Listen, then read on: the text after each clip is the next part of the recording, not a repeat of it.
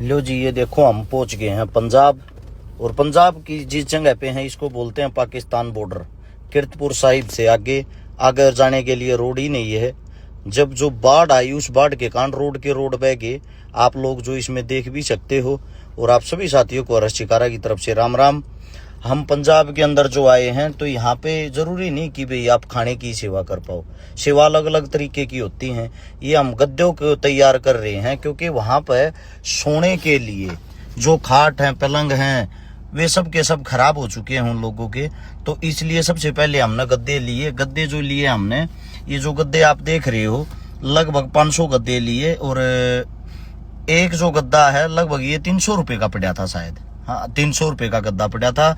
सुबह सुबह स्वयं इनको तैयार किया गया। हमारे साथ में है मेवात से कमांडो हिदायत खान साहब और हमारे साथ में है पंजाब की शान, आप लोग देख भी रहे हो, ये अनमोल पाजी। अनमोल जो भाई है हमारे पंजाबी सिंगर होने के साथ साथ हमारे को मिले थे किसान आंदोलन में। और किसान आंदोलन में जब से मिले थे तब से लेकर आज तक अनमोल पाजी हर जगह जहां भी हरियाणा पंजाब के अंदर कोई भी आंदोलन हो उसमें सबसे आगे रहते मेरे भाई। मैं मेरे भाई को सैल्यूट करता हूं। और साथ में है हमारे भाई अपने हरियाणा से धनाना गांव के अजीत भाई जो मेरा बड़ा भाई है। और ये कुलदीप भाई मदन एडी से आप लोग देख भी सकते हो। यस मेरा भाई है। यस कटारिया गुरुग्राम से हितेश जाखड़। हम सब जो पंजाब के अंदर गए अपनी संपूर्ण टीम, अपनी 5-6 गाड़ियां जिनके अंदर सामान है जरूरत का। और साथ में जो हमारी पर्सनल गाड़ियां हैं वो गद्दों के साथ साथ हमने लिया। एक तो कंबल लिए, कंबल से अलग हमने लिए तरपाल वो लिए जो काफी स्ट्रोंग है, काफी मजबूत हैं। तरपाल 500 प्लस थे शायद। तरपाल जो है एक तरपाल की कीमत थी 600 रुपये। और ये जो इसके साथ साथ में हम आप लोगों को बता रहे हैं कंबल भी 500 प्लस थे। यानी कि एक पैकेज बना रखा था तीनों चीजों में से एक एक चीज, यानी कि तीनों चीजों की एक एक चीज उन सबको दी जाए। यानी कि अच्छी चीज पहुंचे, जिस भी घर में पहुंचे चीज के अंदर क्वालिटी होनी चाहिए उनके काम आ सके। खाली फॉर्मेलिटी नहीं कि आप लोगों ने फोटो खिंचवा ली और फोटो खिंचवा कर आप लोग अपने घर चले गए, इस टाइप का कुछ नहीं होना चाहिए। ये तरपाल मेरे हाथ में जो देखल लग रहे ये वाटर प्रूफ होता है। और इसको आप अगर अपनी छत के ऊपर लगा दोगे तो इसकी गारंटी भी थी, मुझे पता नहीं कै साल की थी, तो आपके जो घर हैं उसके अंदर पानी नहीं आएगा। और साथ में जो कंबल है, ये कंबल भी आप देख रहे हो, कंबल भी 300 रुपये का एक पड़ा था, 500 पीस इनके थे। सबसे बड़ी रात की जो बात है वो ये थी, वहां जाने के बाद जो हमने सीखा, जो पंजाबी भाई हैं हमारे जहां से भी हम सामान ले रहे थे वो हमारे को सामान भी सस्ते से सस्ता दे रहे थे। इसी कारण की पाजी आप सेवा के अंदर जा रहे हो और आप लोगों से हम पैसे कमाएंगे, ऐसा हमारा धर्म नहीं कहता। ये आप लोग देख रहे हो। साथ साथ हम ये जो जहां भी बांट रहे हैं, अब आप सोचोगे यहाँ पे पानी तो है ही नहीं पाजी। जहां जो एरिया ड्राई था, सूखा था, वहां आदमियों को एकत्रित कर लेते थे, इकट्ठा कर लेते थे ताकि उनको परेशानी ना हो, उनका सामान खराब ना हो, उनको वहीं मुहैया कराते थे। अब पानी के अंदर जाकर हम वहां मुहैया कराते, हो सकता है सामान ज्यादा से ज्यादा खराब हो जाता।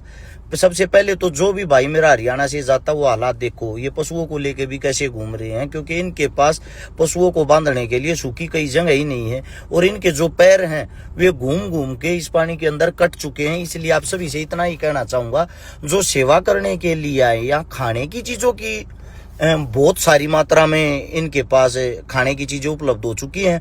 जगह जगह लंगर भी लगे हुए हैं।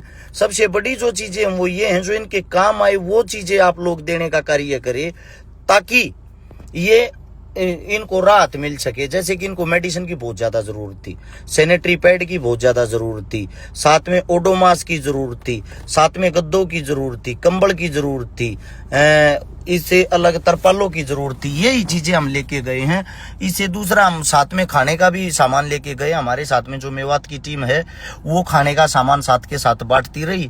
ये आप आगे पीछे देखोगे, चारों तरफ अगर नजर घुमा के देखोगे तो अंदाजा लगा सकते हो। यहाँ का पानी खुद बताते हैं कि इस टाइम पे 7 से 8 फुट पानी उतर चुका है, तब ये हालात हैं।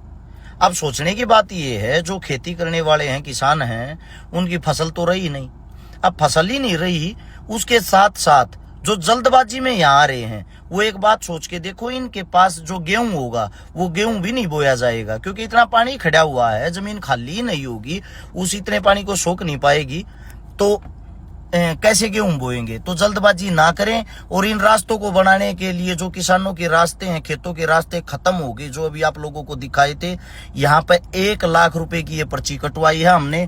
ये इसीलिए कटवाई है ताकि 1 लाख रुपए का डीजल जो किसान भाई यहाँ सेवा देंगे उन रास्तों को बनाने के लिए, दोबारा से किसानी को जिंदा करने के लिए, उनके काम ये डीजल आ सके। जैसा भी हमारे से होता मानवता के नाते करने की कोशिश करते हैं। और फिर इसके बाद थक गए थे, थकने के बाद यहाँ पर लंगर में आए, रोड के ऊपर लंगर लगा रखा था, स्वयं खाना बनाया और इसके बाद हम सब ने मिलके यहाँ पे खाना खाया। ये हमारी पूरी टीम आप लोग देख सकते हो। अब यहाँ से खाना खा के दोबारा चलेंगे इसके आसपास के गाँव में जहाँ पे हम रुके हुए थे। ये जगह जो अब है ये है बाबा डेरा नानक, गुरु बाबा डेरा नानक। और आप सभी साथियों को बता देते हैं, हेल्प करने वाले साथियों से इतना ही कहूंगा कि आप अपने सामान को उसी जगह पे पहुंचा के आए जहां जिनको नीड हो। अब ये देख रहे हो ये पानी भरा हुआ, वो पीछे जो गांव दिखाई दे रहा है उस गांव के अंदर हम जाएंगे। और ये अभी यहाँ के जो आदमी वो बता रहे थे कि 2 दिन पहले ये जो आपने अभी झोपड़ी देखी थी वे सारी की सारी डूबी हुई थी, वे भी दिखाई नहीं देती थी। ये उसी गांव में पहुंच गए हम, जो गांव अभी आपको वीडियो के अंदर हम लोगों ने दिखाया था। और यहाँ पे आके गुरुद्वारे के पास सभी को एकत्रित किया सूखे एरिया में, और जितने जो भी जरूरतमंद हैं उन सबको खाने के राशन के साथ साथ जो जरूरत की चीजें हैं वो चीजें हम सब ने मुहैया कराई। आप सभी साथियों को एक बात और भी बता देता हूँ, बहुत घने हरियाणा के गांव के ऐसे ऐसे आदमी हैं जिन्होंने सामान इकट्ठा कर रखा, अपने गांव की पंचायत ने मिलजुल के पैसे इकट्ठे कर रखे हैं। उन सभी से इतना ही कहना चाहूंगा, भाई मेरी बात को समझने की कोशिश करो। अगर आप पंजाब में किसी को नहीं जानते और आपको यही नहीं पता सामान कहाँ लेके जाना है, तो खाली ट्रैक्टर लेकर घर तक मत निकलो।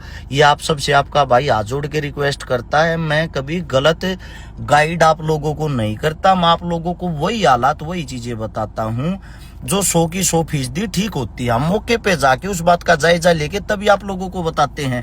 हम यहाँ पे पहुंच रहे हैं जहाँ पे यहाँ पे पूरे क्षेत्र में, पूरे एरिया में कम से कम हम घूमे होंगे 40-42 गाँव में।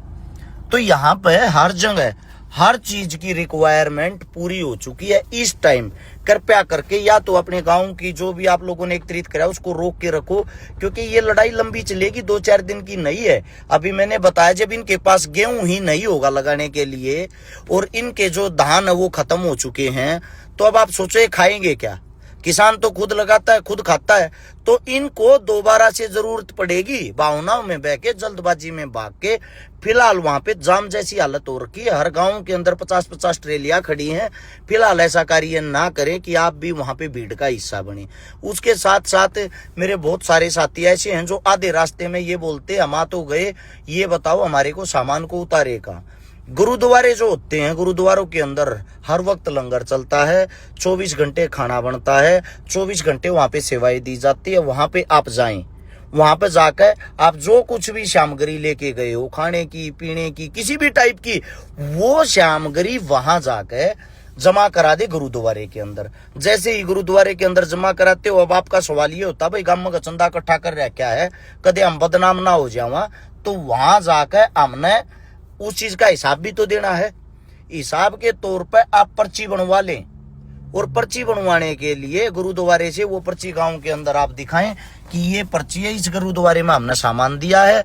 और वे जो गुरुद्वारे वाले हैं उनके पास हर चीज का रिकॉर्ड है, कौन से गांव में कहां बाढ़ पीड़ित है, कहां पे इस चीज की नीड है, वो वहीं उस वस्तु को पहुंचा देते हैं। क्योंकि आप जाओगे रोड के ऊपर कई जगह अच्छे इंसान होने के साथ साथ कुछ बुरे आदमी भी होते हैं, जैसे कि नशेड़ी टाइप के, ठग टाइप के। वो क्या करते हैं, वो आपकी गाड़ी के पीछे सबसे पहले भागते हैं और 1 मिनट में रोने के ड्रामे करते। आपको लगता है कि इसको पक्का नीड होगी, आप उनको जितना मर्जी सामान दे लेना, वो बार बार आपसे लेते रहेंगे, बार बार आपसे लेते रहेंगे। उन लोगों ने स्टॉक कर रखा है और स्टॉक करके उन्हीं सामान को वे आधे मूल्य में बेचते हैं। यानी कि आप लोगों ने अपनी तरफ से सेवा भी की और उस सेवा का फायदा भी नहीं हुआ, तो आप अपने आप को ही कोसोगे बाद में जब आप लोगों को पता चलेगा। हाथ जोड़ के आप लोगों को विनती है, या तो वहां के किसी इंसान को आप साथ लो। जैसे ही आप साथ लोगे आपको असलियत का पता चल जाएगा। वो इंसान अपने आप स्वयं आपको वहां तक लेके जाएगा जहां पे ओरिजिनल मदद की जरूरत है। ये थारे तो थारा भाई हाथ जोड़ के रिक्वेस्ट करे है, थारे गांव राम ने जो चीज इकट्ठी करी है वह कम से कम पहुंचते इसी घर में जा जिस घर में साची माच में जरूरत है। ये मैं प्राउड फील करता हूं भाई मेवात के ऊपर। भले ही आप मेरे को गाली देते रहो, मेरे को कोई फर्क नहीं पड़ता, क्योंकि हरियाणा को मेवात वहां पे बढ़ चढ़ के प्रेजेंट कर रहा था। ये हमने सारा सामान बांट दिया है और सामान बांट के हम वापिस निकल रहे हैं। वहां सूखा एरिया था, आप लोग सोच रहे होंगे वहां पर तो पानी नहीं था। ये देखो वही गांव है ये, अब उसी गांव के अंदर से निकल रहे हैं। इस गांव के अंदर से निकल रहे तो सब जगह पानी भरा हुआ, लोगों के घर भी गिरे हुए हैं। और साथ साथ आप चारों तरफ से नजर मारना, ये फसल देखो, फसल तरण लाग रही है। यानी कि फसल नाम की तो कोई चीज थी या नहीं थी, वो रही ही नहीं। इसीलिए आप सभी को एक बात और भी बता देता हूं, हम आज वीडियो भी डाल देंगे। जिन भाइयों ने मना करते हुए भी हमारा सहयोग किया, उन भाइयों का मैं धन्यवाद करता हूं। साथ में उन भाइयों के नाम और कितने रुपए का हमने क्या क्या बांटा सब दिखाएंगे। ये खाई हमने पंजाब में मेहनत करने के बाद आखिरी रोटी आज की। आप सभी को राम राम, बने रहो, अपने भाई पे विश्वास करते रहो, मिलजुल कर अच्छी मदद कर।